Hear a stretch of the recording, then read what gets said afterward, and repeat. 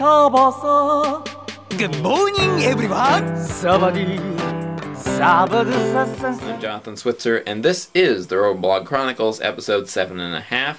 This is the first Sentinels comments thread episode. I've got 9 pages of comments here. We are not going to get through all of this tonight, but by golly, by gum, I'm going to try.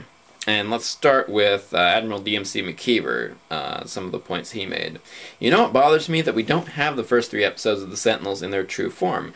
Don't get me wrong, I'm glad they were made available, but I wish they had kept them in their intended form. I know at least the first episode was put together that way because Carl Macek showed it at the Robotech 5-year retrospective. There was no music and no voices, but the episode was edited the way it was in the script book. That's very interesting. Now, I'm sure you are well aware of why we don't have those in the form that they were originally intended. And for those of you who don't know, well, there's a couple of reasons. The first is that I don't actually believe all of the footage of the first 3 episodes was completed. I know 3 episodes worth of footage was completed, but I do not believe every single shot in the first 3 episodes was actually finished. The second reason is that in order to make a movie out of this material, they had to adjust it so that both of the climaxes of the storylines were at the end. The climax of the RAF arc, of course, is Rick and Lisa's wedding. The climax of the Tyrol arc would be the obliteration of Tyresia. So you wind up with the Invid's tactics being exactly the opposite in the movie as they are in the original scripts. I think, Cabell basically says in the scripts that, the Invid's tactics are basically, charge in, stomp the capital, and take over, whereas in the movie they send out their advance guard. That's in order to get the climax right where they need it. And of course we have to have it in a movie format because Harmony Gold, instead of the Sentinels, which they obviously couldn't offer the stations, they offered this anime movie package which included the complete Sentinels movie. So it had to be a movie. McKeever also asks, did you ever see Zillion? They used the team that was in place to animate the Sentinels to make it when the project fell through. Some of the mecha and character designs were rumored to be used. The enemy had no facial features like the Haydenites. There was mecha that resembled the prototype Cyclone, I don't remember, and the GMU. I do remember seeing the GMU in Zillion. That was kind of funny to see.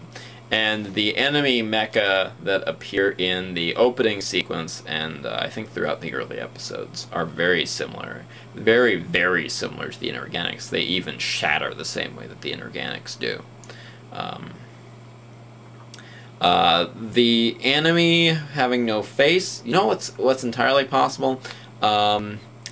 Tommy Yoon has recently said, in the past couple of years, that the Haydenite designs that we've seen in the Sentinels media, the way they were described in the novels, the way they appear in the RPG, the way they appear in the comics, he said that that was actually an unfinished design. It's possible that the big bad guys from Zillion are sort of the, interpretations of what the finished design would have been like, or something like that. That's possible. I also think that the transforming cycles in Zillion could be some sort of late Sentinels era prototype Cyclone, because the prototype Cyclone you see in the line art for the Sentinels doesn't really look like it transforms. It looks kind of like the Modat 5 or Garland from Robotech the Untold Story / Megazone 2-3. The cycle you see in Zillion is also sort of a midway point between the Modat 5 or Garland design and the Cyclone, in that it's bulky, it's all one piece, and it doesn't require an armor system like the Modat 5 or Garland, but it doesn't have a robot head. It actually has the pilot head in the helmet like the Cyclone does. It's sort of a midway point. That could have actually been intended as a Sentinels design. DMC McKeever also says, I forgot to mention that the Sentinels has so many different versions that even Robotech Art 3 contradicts itself. Yes, Robotech Art 3 does contradict itself. The one that I always remember is the fact that at one point, I think it's in the week-by-week story breakdowns, it said that Britai is killed trying to apprehend T.R. Edwards, whereas I think in Britai's character profile it said that he dies fighting the Regent, much in the same way he does in the Sentinels novels, and the way he sort of does in Prelude to the Shadow Chronicles. We'll skip ahead. RT Crimson asks, why didn't Harmony Gold create the Sentinels series today? There's a couple of reasons I can cite. The rude, horrible fanboy thing to cite would be the fact that Harmony Gold creative director Tommy Yoon is a massive New Generation fanboy who started in that era and just wanted to wrap up that cliffhanger. But of course, the company has to be behind this for it to actually get done. So why did the company go along with this? Well, look at the structure of the Shadow Chronicles. It starts off with, your brand new characters who sort of, quickly explain the Robotech saga. It's designed with the intention of being new viewer friendly. The Shadow Chronicles really isn't new viewer friendly, as we've said before, but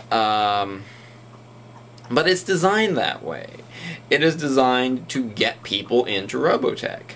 And you could re-engineer Sentinels to try and get people into Robotech, but you would have to drastically, grossly re-engineer the Sentinels to do this.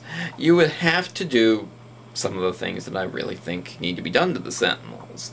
Remember last show I was talking about how the Sentinels is the Robotech generation that doesn't focus on the young people of that generation. You could start off the Sentinels much in the same way they started off the Shadow Chronicles. Start it from Jack Baker's point of view, Karen Penn's point of view, add some new characters. The guys who did the comics were smart. They realized we need more characters in this age group. They at least threw Jack Baker a friend, a guy named Bradley, who he could talk to before he really gets in with Karen. Add a character like that. Add more characters like that. Tell the story from their point of view. Don't forget Rick and Lisa, but they had their story told. It's the very reason why Shoji Kawamori doesn't go back and do Hikaru Ichijo and Misa Hayase stories. Their story has been told. They had their time in the spotlight. Give some more characters some time in the spotlight. It's a flaw that the Shadow Chronicles shares with the Sentinels, not to the same extent, of course, but it spends too much time on the older generation, on characters who rightfully, should have had their stories told. I mean, Vince Grant, he hasn't had a story told before, but he's treated very much like, a lost, established Macross character. And Scott Bernard gets a lot of play, too. Again, they had their time. We need to give greater focus to other characters. Now, are they going to? No, the storyline for the Shadow Chronicles actually demands that, these characters get some further time. And I think that, as time goes on, they're going to have to add back some of those other characters that we talked about earlier. And, honestly, I look at the Shadow Chronicles storyline as basically being finishing up unfinished business, which is why I think it's okay that all these additional characters get added. But the Sentinels, a project with the size and scope of the Sentinels, would really need more new blood and less of a focus on the Macross characters, I think. That's all the time I have for tonight. We'll talk about more of this later. And